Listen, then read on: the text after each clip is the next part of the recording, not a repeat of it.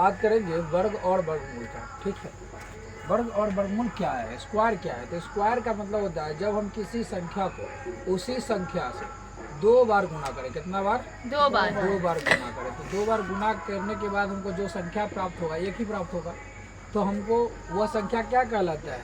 वर्ग कहलाता है। 1 का वर्ग हो जाएगा वर्ग। उसी तरह 2 का वर्ग निकालना हो तो उसी संख्या को क्या करेंगे? 2 बार गुना करेंगे, 4 आएगा। तो ये क्या कहलाएगा? 2 का वर्ग कितना आया?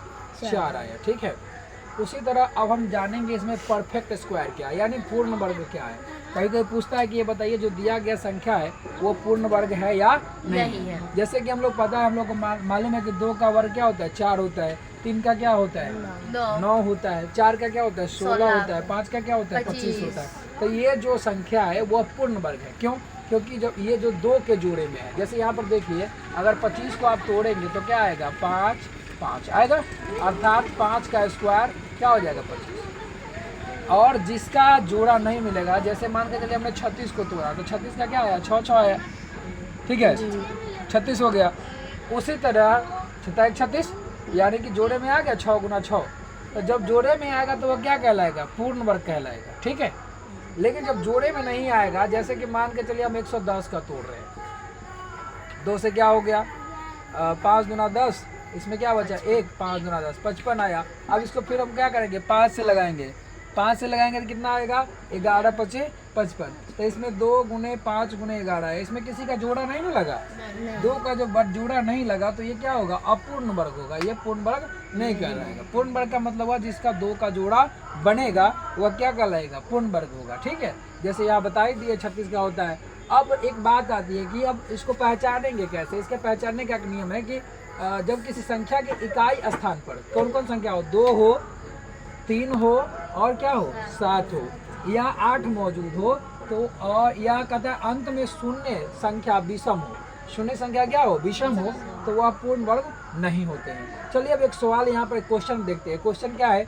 5 का स्क्वायर जोड़ 7 का स्क्वायर जोड़ 8 स्क्वायर। कहता है इसका आंसर क्या होगा? इसका आंसर फाइंड कीजिए। चलिए, तो 5 का स्क्वायर क्या होगा बताइए? 25 होगा। 7 का स्क्वायर क्या होगा? 49। 8 का क्या होगा? 64। अब क्या करेंगे? सबको जोड़ेंगे। 4 9 13 13 5 18 हासिल 1 6 4 10 10 2 12 12 1 13 यानी 138। इस तरह से आपका आंसर रहेगा। 9 4 13 5 18 हासिल 1 6 4 10 10 2 12 1 13 नहीं 138 इसका आंसर आएगा। अब आपको हम समझाने जा रहे हैं एक ट्रिक, बहुत ही बेहतरीन ट्रिक है। मतलब वर्ग का ही वर्ग कैसे निकालेंगे। जैसे आपको जब किसी एक संख्या के अंत में 5 हो तो उसका वर्ग कैसे निकालेंगे? उसका बहुत ही सिंपल है। जैसे यहाँ पर हमको निकालना है 5 का वर्ग। ठीक है, तो 5 का तो हमको पता है कितना होता है? 25 होता है। नहीं है कोई संख्या तो इसके पहले क्या होगा? 1 होगा। तो 1 इसमें क्या करेंगे? 1 से गुना कर, मतलब इससे 1 से ज़्यादा इसमें जोड़ देंगे। तो 1 से 1 जोड़ देंगे कितना होगा? 2। और 2 में 1 से गुना करेंगे तो क्या हो गया? 2। चलिए, इस तरह से मतलब कि हम ये 5 का वर्ग हमको पता है कितना होता है? 25 होता है। अब हमको अगर 15 का वर्ग निकालना होता है, ट्रिक समझिए। 5 का वर्ग कितना होता है? 25। 25 इधर लिख दीजिए। ये क्या है? 1 है, तो 1 इसमें जोड़ दीजिए। तो 1 में 1 जोड़िएगा तो कितना होगा? 2। तो 2 गुना 1 कर दीजिए। ठीक है, तो 2 गुना 1 क्या होगा? 2 ये होगा। 25 का 25 लिख दीजिए, यानी 15 का वर्ग कितना है? 225। उसी तरह हमको अगर 25 का वर्ग निकालना हो तो कैसे निकालेंगे? 25 का वर्ग निकालना होता है, 25 का क्या होगा? 5 का 25 होगा।